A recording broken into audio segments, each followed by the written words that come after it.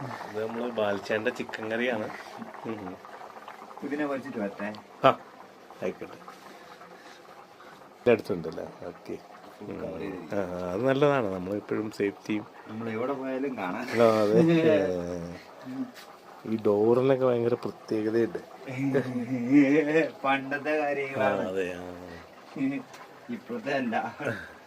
അതായത് നേരത്തെ നേരത്തെ അപ്പന്മാര് പോലുള്ളതാണ് അല്ലേ? നമ്മളുണ്ടാക്കിയതല്ല.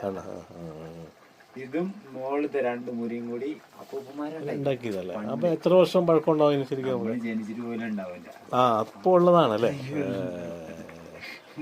അത് കൊള്ളാം. ഇപ്പോഴാണ് ഞങ്ങള് കെട്ടുന്നത്. ആണോ?